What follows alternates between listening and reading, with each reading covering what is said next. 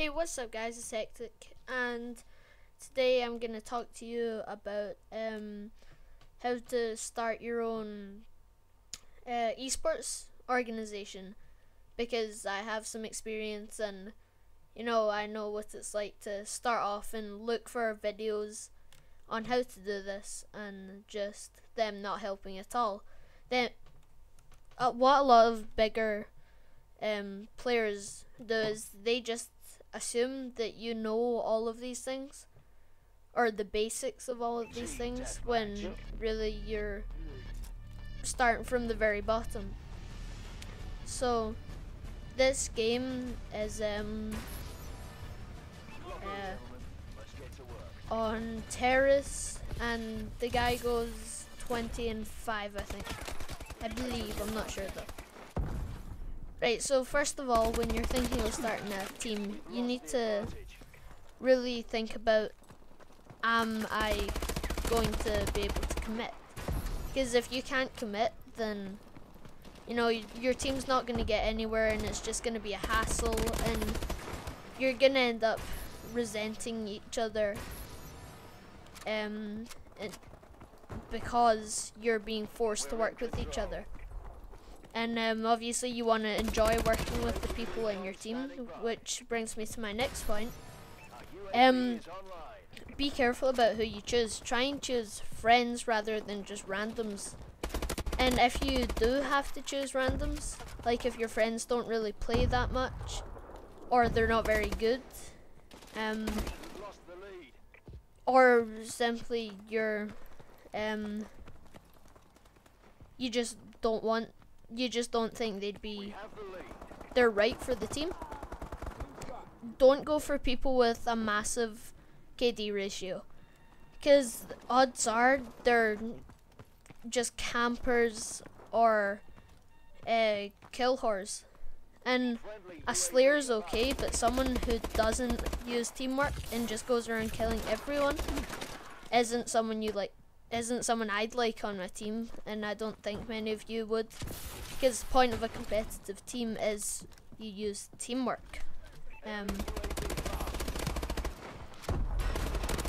communication is really important with teams, because if you don't communicate properly, then you're not going to get your call outs right, and again you're just going to get annoyed and frustrated with each other. Okay, and another thing I want to talk to you about is you need to network with people, because if people think that they're friends with you,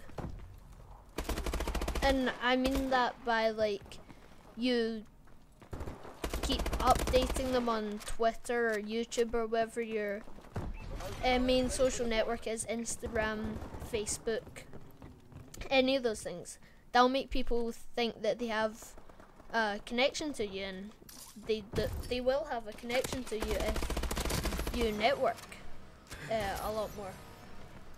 And this is good, because when people think they know you, they're more inclined to support you. So the more fans you have that think they know you personally and feel like you're friends, the better it is, because they'll support you. And it's good to have supporters. I mean, you're always gonna have haters, no matter how good you are. You could be first in the world, and there's still gonna be loads of people that hate on your team, and that's only because you've made it further than them, and they're just jealous, because 99% of hate is just jealousy. So you need to keep that in mind when you're starting a team, just to never let those types of people get you down. And also you need the right equipment. If you're still playing on a TV, TVs are good, like the picture's good, except you want a low millisecond response time so that you have the best advantage. Another thing you can do is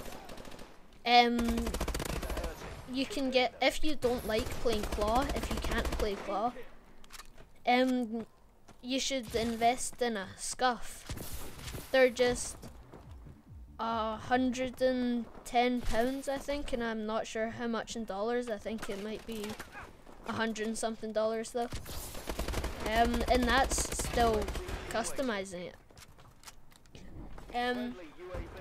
You also need a good headset. So if you're still using the headset that came with your Xbox, or if you're using the Kinect mic or whatever the case may be, you're not going to get very far. You want a surround sound headset. Even Turtle Beaches will do.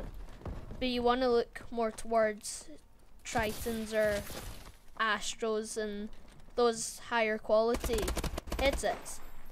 They will be expensive, so I recommend saving up for a good headset and a good monitor before you go wasting money. Another good idea is to stream a lot, because if you stream, that's another way of getting more support and stuff. So I'm not going to go into too much depth about that. And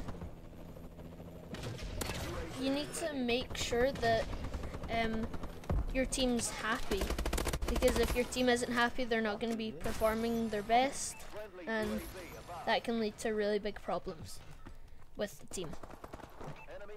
And try and get sponsors, because sponsors can really help you grow. Go for sponsors that you like as a company. Don't just go for big sponsors and sponsorships with people you've never actually bought products from. So if you're really big into Control Freaks, try and get a sponsorship with Control Freak. If you hate Scuff controllers, don't try and get a sponsorship with Scuff. Because if you know their product and you enjoy their product, it's going to make things a lot better for you when you're trying to get the sponsorship. That's all we have time for today. So I hope this helped. Leave down in the comments if you want anything more, and I'll talk to you guys later.